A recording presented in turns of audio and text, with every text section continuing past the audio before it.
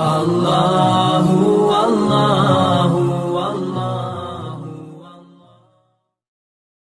حضرت عمر کا بیٹا مصر گیا، وہاں سے کمائی کر کے لایا، تجارت کرنے گیا، لاکھوں کا مال۔ کون سا باپ ہے دنیا میں جس کا بیٹا باہر سے پیسے لے کے آئے تو ابا تفصیل پوچھے کہ بیٹا کہاں سے کمائے، کہاں سے لایا، کتنے ملے، کیوں آئے؟ کون سا باپ تفصیل پوچھتا ہے؟ ابا تو کہتا لا صحیح اور تعریفیں کرتا ہے، میرا بیٹا بڑی کمائی کرتا ہے۔ کبھی پوچھا ہے اس سے کہ ڈیوٹی صحیح دیتا ہے کہ نہیں؟ کبھی پوچھا ہے کہ تو ایمانداری کی روزی لاتا ہے کہ حرام کی کماتا ہے؟ یہ باپ کی ذمہ داری ہے، یہ اماں کی ذمہ داری ہے۔ پھر کہتا ہے بیماری کیسے آ گئی، پریشانی کیسے آ گئی؟ تو نے کبھی سوال کیا اپنی اولاد سے؟ حضرت عمر فاروق رضی اللہ تعالیٰ عنہ کا بیٹا مصر سے پیسے کما کے لایا تو جناب عمر نے بلایا، فرمایا بیٹے اتنی تو تیرے پاس راس ہی نہیں تھی، تھوڑے سے تو پیسے لے کے گیا تھا، اتنی کمائی کیسے ہو گئی؟ اتنے تو پیسے نہیں تھے صاحب، کہاں سے کمائی لائے؟ اس نے کہا ابا جی وہ جو میرے چچا ہے نا مصر کے گورنر، آپ کے دوست، انہوں نے میری مدد کی ہے۔ فرمایا جتنے لوگ گئے تھے سب کی ہے مدد اس نے؟ کہا نہیں صرف میری کی۔ فرمایا تیری کیوں کی؟ تیری کیوں کی؟ کہا حضور آپ کے دوست ہیں۔ فرمایا چپ کر،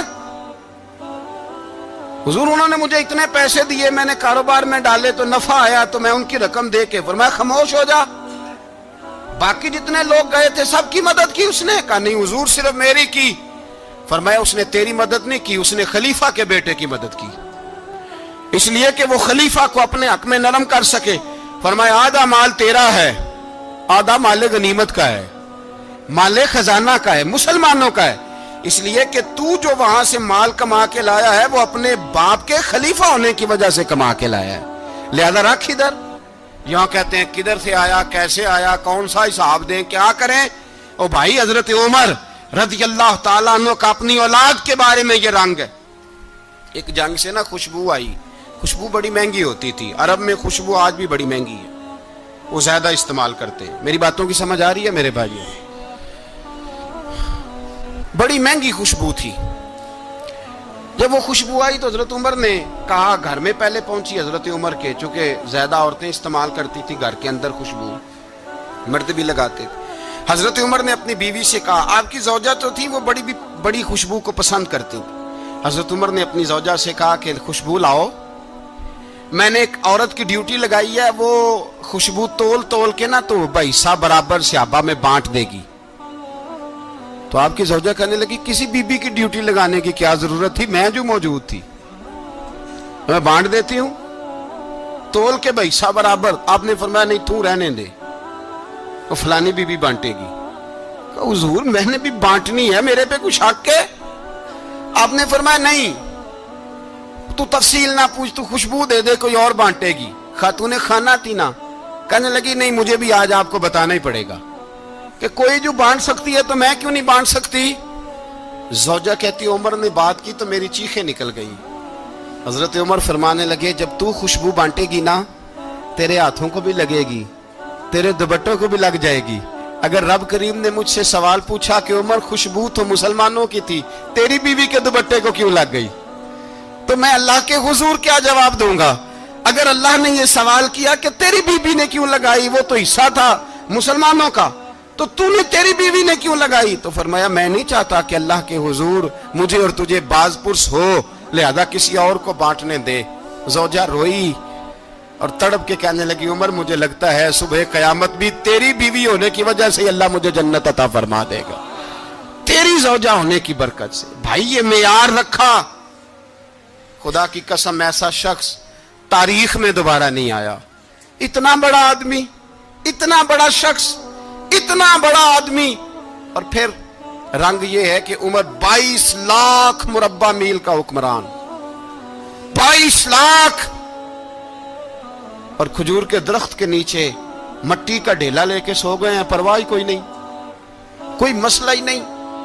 2 غلام ساتھ بیٹھے تو ایک روٹی حضرت عمر نے گھر سے منگوائی، تھوڑا سا سرکہ، تو غلام کہنے لگے ہم نے بھی کھانی ہے۔ فرمایا کوئی حرج نہیں، روٹی کو پیٹ بھر کے کھانا ضروری تو نہیں، 3 حصوں میں بانٹ لیتے۔ ایک آدمی آیا ہوا تھا مصر کا رہنے والا ملنے کے لیے، اس نے پوچھا عمر کدھر ہے؟ تو کہا وہ ادھر جاؤ مسجد میں بیٹھے ہوں گے. اور واپس آیا تو کہنے لگا وہاں تو 3 غلام بیٹھے ہیں, ایک روٹی بانٹ بانٹ کے کھا رہے ہیں, لگتا ہے کئی دنوں سے روٹی نہیں ملی. کہا 3 غلام تو کوئی نہیں, وہاں 2 ہی تھے, تیسرے تو امیر المومنین تھے. اس نے کہا نہیں نہیں 3 غلام ہیں, کپڑے بھی ایک طرح کے پہنے ہوئے, بلکہ 2 کے تو پھر صحیح ہیں, تیسرے کے تو زیادہ ماڑے ہیں. کپڑے بھی ایک طرح کے, کھانا پینا بھی ایک طرح کا, اور ان کا نشست برخاست بھی ایک طرح کی ہے, لہذا کوئی فرق نہیں.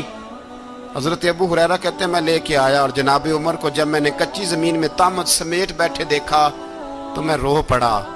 میں نے اس مصر سے آنے والے کو کہا تو اس کے جلوے دیکھ, اگر اس کی ذات میں اتنا حسن ہے تو محمد عربی کا مقام کیا ہوگا. یہ مقام غور ہے, مقام غور. 10 محرم کو لوگ دیگے پکائیں گے نا, نہیں پکانی ہے؟ کوئی بول دے نہیں, ہاں نہ نہیں کر دے. پروگرام بدلیا تو نہیں دی عید کی کہ وہی کام شروع ہویا ہے لاسٹ ٹائٹ ہونے والا. کیوں جی, پکنی ہے نا دیکھیں 10 محرم کو انشاءاللہ تعالی. ہم بھی پکائیں گے انشاءاللہ, یہاں بھی پروگرام ہوگا. تو 10 محرم کو جو دیگ پکنی ہے تو ایسا نہیں ہو سکتا کہ 1 محرم کو حضرت عمر کے نام کی بھی کوئی پک جائے. اگر امام حسن حسین کے نام کی دیگیں پکیں تو جو امام حسن حسین کے سے پیار کرنے والے ہیں, جو امام حسن حسین سے, ہم لوگوں نے بھی عجیب رٹا اپنایا ہے نا. ہم لوگ بات کا ایک پہلو دیکھتے ہیں, دوسرا نہیں دیکھتے. حضرت امام حسن اور حسین کو بھی نبی پاک نے شہید کہا, اور جناب عمر کو بھی رسول اللہ نے خود شہید فرمایا. فرمایا شہید ہے, خود فرمایا اپنی زبان سے کہ یہ شہید ہے, خود میرا عمر شہید ہے. تو ان کے نام کی دیگ نہیں پکنی چاہیے, اس طرف نہیں ہماری توجہ ہونی چاہیے. اور اہل بیت نبو, یہ بات میں پہلے بھی کرتا ہوں, آج پھر کرنا ضروری سمجھتا ہوں. اہل بیت کا پیار, سن لو کان کھول کے, اہل بیت کا پیار اگر ہمیں کسی نے سکھایا ہے تو سیدنا عمر فاروق نے سکھایا ہے. اہل بیت نبوت کی محبت اگر کسی نے سکھائی ہے تو کس نے سکھائی ہے؟ بول کے بتائیے. حضرت عمر نے. اہل بیت کا پیار ہمیں حضرت عمر نے بول کر کے سکھایا ہے. بھائی یاد رکھیں, کسی کی طاقت نہیں تھی دم مارنے کی حضرت عمر کے سامنے, طاقت ہی نہیں تھی. کیسر و کسرا کانپ جاتے تھے, جرت ہی نہیں کرتے تھے حضرت. اور ہمارے تو تعلقات بڑے ہیں نا غیروں سے. حضرت ابو موسیٰ اشعری رضی اللہ تعالیٰ عنہ فرماتے ہیں میرا منشی سائی تھا, وہ کاتب کہتے تھے وہ لوگ, میرا حساب کتاب عیسائی تھا. تو فرماتے ہیں ایک دن میں نے وہ سارا حساب کتاب لین دین کے حضرت عمر کو دکھائے تو فرمانے لگے جس نے لکھے ہیں اس کو بلاؤ. کہنے لگے حضور مسجد نہیں آ سکتا.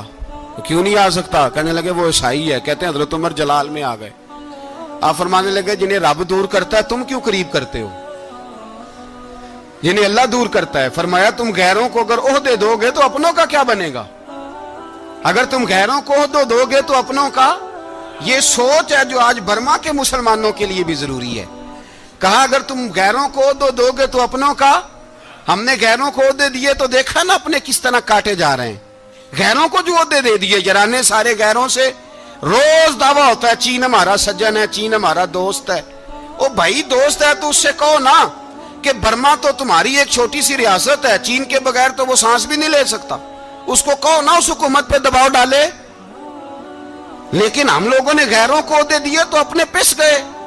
حضرت عمر کہتے تھے ذمی کا ہم ادب کریں گے, ذمی کافر کا ہم, ایسا کافر جو مسلمان ریاست کو قبول کرے, بدامنی نہ پھیلائے. ایک آدمی کو آپ نے دیکھا آنکھوں سے نابینا ہے اور بھیک مانگ رہا ہے, تو حضرت عمر کو نظر آ گیا. فرمایا کون ہو؟ اس نے کہا میں یہودی ہوں. فرمایا بھیک کیوں مانگتے ہو؟ کہا جب تک تندرست تھا مسلمانوں کو جزیہ دیتا تھا, بوڑھا ہو گیا ہوں کیا کروں. حضرت عمر نے گھوڑے کی پشت پہ بٹھایا, کافر کو گھوڑے کی پشت پہ بٹھایا اور بٹھا کے مدینے لائے. حضرت علی شیر خدا وزیر خزانہ تھے. فرمایا علی اس کا وظیفہ جاری کرو. کہا یہ کون ہے؟ فرمایا یہ یہودی ہے لیکن یہ ہمیں جزیہ دیتا رہا, بوڑھا ہو گیا بیچارہ, بھیک مانگنے پہ مجبور ہے, ہماری حکومت کے اندر رہتا ہے, اس کا پورا وظیفہ جتنا خرچہ اتنا وظیفہ لگاؤ. حضرت علی کہتے ہیں میں وظیفہ لگا رہا تھا اور وہ میرے نبی کا کلمہ پڑھ رہا تھا, وہ رسول اللہ کا کلمہ پڑھ رہا تھا. یہ مزاج, یہ نہیں کہ کافر. حضرت عمر نے گورنروں کو خط لکھے تھے کہ زبردستی کسی کو مسلمان نہیں کرنا, جہاں ان کی عبادت گاہیں بنی ہو گرانی نہیں, کوئی مندر کوئی گرجا ضائع نہیں کرنا. इस्लाम सबको जीने का मौका देता है, पर बेईमानों, जालिमों, बदजातो तुम्हें यह कहता है कि हम तुम्हें जीने का मौका देते, तुम भी मुसलमानों को जीने का मौका दो। ये जहां बसते हैं, जहां रहते हैं, इन्हें वहां जीने का मौका दो, इन्हें भी अल्लाह अकबर कहने का मौका दो, इन्हें भी कुरान पढ़ने का मौका दो, इन्हें भी रसूलुल्लाह पर दुरूद पढ़ने का मौका दो। हमारे मुल्क में ईसाई अपनी मर्जी से खुलेआम तबलीग करते हैं। यहां तो चैनल चलाए हैं ईसाइयों ने। किसी मजहबी जमात ने कभी जुलूस निकाला है कि ईसाइयों का चैनल बंद करो? बोले निकला है कि नहीं निकला? कितने जुल्म की बात है।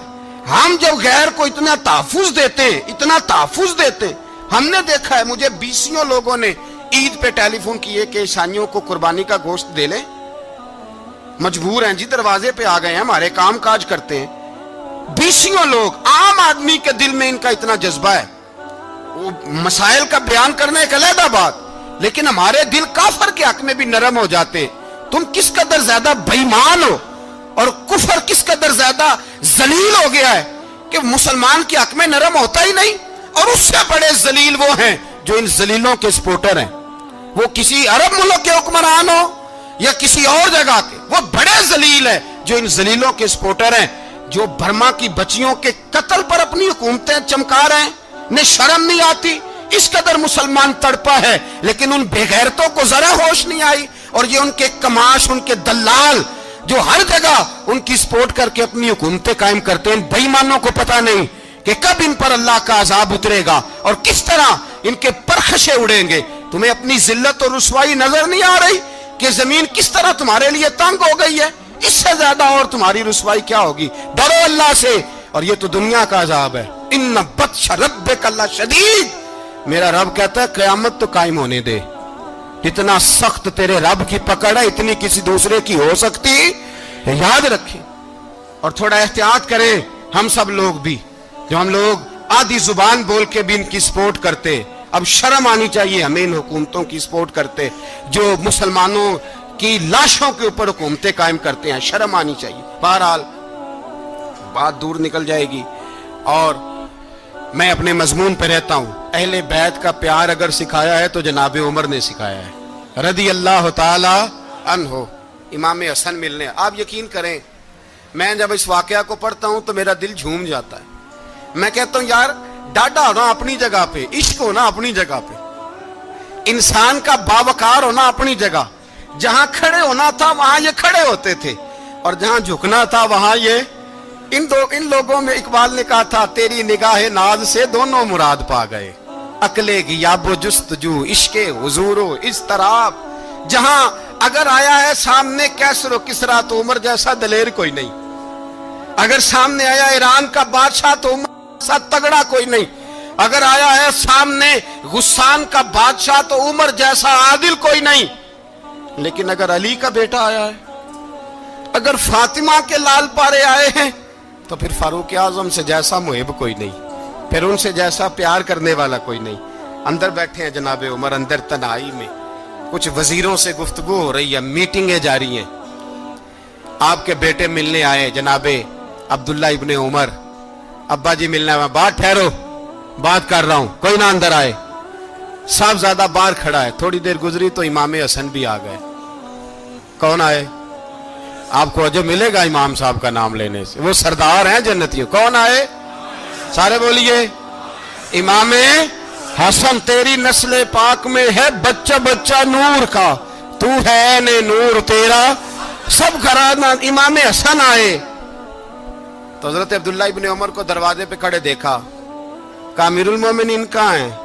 कहने लगे हजरत उमर के बेटे। कहने लगे वो अंदर बैठे, कुछ मीटिंग हो रही है और उन्होंने कहा कोई अंदर ना आए, लेकिन आप जाना चाहें तो चले जाएं, आप जाना चाहें तो, तेरी नस्ल पाक में है बच्चा बच्चा नूर, आप जाना चाहें तो चले जाएं। तो उन्होंने कहा जब आप बाहर खड़े हैं तो मुझे कोई इतना जरूरी काम नहीं, और अभी जोर की नमाज थोड़ी देर में होगी, मैं मस्जिद में मिल लूंगा अमीरुल मोमिनीन से।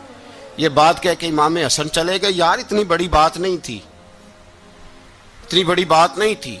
तो मेरे उस्तादों का बेटा भी आया तो कहा ठीक है जी वो सोए हुए हैं, तो कोई गर्ज नहीं यार, मैं ठहर के आ जाऊंगा। कोई बड़ी बात नहीं थी, देखा जाए तो बड़ी बात नहीं थी, पर बात बहुत बड़ी थी, इसलिए कि ये खाली हसन नहीं, ये हसन इब्ने अली है, ये हजरत फातिमा के लख्ते जिगर, حضرت عمر باہر نکلے, عبداللہ ابن عمر سے پوچھا کوئی آیا تو نہیں؟ تو کہا حضور امام حسن آئے تھے. تو کہا پھر شہزادے کو اندر کیوں نہیں بھیجا؟ کہا میں نے کہا تھا. وہ کہنے لگے اگر امیر المومنین مصروف ہیں تو میں ظہر میں مل لوں گا. حضرت عمر رونے لگے, فرمایا بیٹے تو نے اچھا نہیں کیا. پھر مسجد نہیں گئے, سیدھے امام حسن کے دروازے دستک دی. امام حسن باہر آئے, کہا شہزادے آئے تھے تو ملے کیوں نہیں؟ تو امام حسن کہنے لگے حضور آپ کا اپنا بیٹا دروازے پہ کھڑا تھا, آپ کا اپنا بیٹا دروازے پہ کھڑا تھا, اور منع بھی کیا تھا آپ نے تو میں زور میں مل لیتا. حضرت امام حسن فرماتے ہیں جوش جذبات میں جناب عمر نے سر سے پگڑی اتار دی, جوش جذبات میں. کہنے لگے حسن میرے بیٹے کا اور آپ کا کیا مقابلہ؟ کیا اس کی ماں کا نام فاطمہ الزہرا ہے؟ کیا اس کی نانی کا نام خدیجۃ الکبریٰ ہے؟ کیا اس کے نانے کا نام محمد مصطفیٰ ہے؟ آپ کا اور اس کا کیا مقابلہ؟ پھر رو پڑے اور کہنے لگے بیٹے میں مکے کے صحراؤں میں اونٹ چرایا کرتا تھا, یہ جو میرے سر پر عزت کے بال ہیں یہ تیرے نانے کے اگائے ہوئے. میں مکے کے خبردار شہزادے خبردار. او بھائی اہل بیت نبوت کے ادب کا رنگ اگر سکھایا ہے تو سیدنا عمر نے سکھایا ہے. حضرت عمر فاروق اتھارٹی ہے, اسلام کی اتھارٹی. یکم محرم حضرت عمر کی شہادت ہے. یہودی بول اٹھا, کافر بول اٹھا. اگر 6 مہینے عمر دنیا میں اور رہتے تو دنیا میں کوئی کافر موجود نہ ہوتا. 6 مہینے. اور جب اس بطل جلیل کا جنازہ اٹھا, اللہ بخاری پڑھیے نا, اللہم ارزقنا شہادت فی سبیلک, اللہ بسترے کی موت نہ دینا, شہادت کی دینا. عمر شہید ہوئے, مسجد نبوی میں نماز پڑھاتے, اور جب جنازہ اٹھا تو مدینے کا پھر پیچھے جو دلیر بچے وہ مولا علی تھے. مولا علی, جناب عمر کا جنازہ اٹھا تو سب سے پہلی ہائے جو نکلی وہ حضرت علی کی زبان سے نکلی, اور حضرت علی ساری داڑھی آنسوؤں سے بھر گئی. لوگوں نے کہا کہ علی کیا ہوا؟ فرمانے لگے تم دیکھ نہیں رہے جنازہ کس کا اٹھا ہے, پلٹ کے دیکھو تو صحیح, تم پتہ نہیں یہ کون گیا ہے. کہ حضور کیا ہوا؟ آپ فرمانے لگے عمر اس طرح کے کام کر کے گیا ہے, اب ان کے رستوں پہ کون چلے گا؟ کون اس کے جگر راہ وفا میں؟ میں نقش ایسے چھوڑ آیا ہوں, میں جس منزل سے گزرا ہوں وہ اب تک یاد کرتی ہے. حضرت علی حضرت عمر کے جنازے پہ کھڑے ہو کے کہتے ہیں اللہ مجھے اس طرح کے عمل کرنے کی توفیق دے جس طرح کے عمر کر کے گیا. میرے بھائی بطل عزیز, بطل حریت حضرت عمر رضی اللہ تعالیٰ عنہ جو اپنی زندگی انقلاب والی گزار کے گئے. عمر جب دنیا سے گئے تو 80 دینار کا قرضہ تھا, 22 لاکھ مربع میل کا حکمران. اور اپنے بیٹے سے کہنے لگے بیٹے کوشش کرنا تیرے خاندان والے مل کے میرا قرضہ اتار دے, میری قبر پہ بوجھ نہ رہے, اور اگر خاندان والے مدد نہ کریں تو میرے دوستوں سے بات کرنا, وہ مدد نہ کریں تو پھر علی سے بات کرنا. ان کا پیار آپس میں اتنا, اور تو اختلاف ثابت کر رہا. 80 دینار کا قرضہ چھوڑ کر حضرت عمر دنیا سے گئے, اور جاتی دفعہ کہہ گئے میرے بعد میرے بچوں کو حکومت کے مشورے میں بھی شامل نہ کرنا, حکومت کے مشورے میں بھی میری اولاد شامل نہ ہو. اتنا بڑا شخص اتنا بڑا رنگ دے کے یکم محرم کو جب عمر فاروق کا وصال ہوا تو بیٹے سے کہنے لگے اماں عائشہ سے جا کے کہو میرا بھی نبی پاک کے روزے میں دفن ہونے کو دل کرتا ہے. ایک قبر کی جگہ ہے اماں جی نے اپنے لیے رکھی ہے, بخاری ہے بخاری. حضرت عائشہ کے پاس صاحبزادے گئے, کہنے لگے اماں جی عمر کو زخم لگ گیا ہے, حالت بڑی پریشانی والی ہے. وہ کہتے ہیں اگر اماں اجازت دیں. سید عائشہ رو پڑی, فرمانے لگی کہ وہ اپنی قبر کی جگہ تو نہیں نہ کسی کو دیتا, پر عمر نے کمال ہی بڑا کیا. اسے کہو جاؤ گنبد خضرا میں قیامت تک جو مصطفیٰ پہ اور ابو بکر پہ سلام پڑے گا وہ تجھ پہ بھی سلام پڑھ کے جائے گا.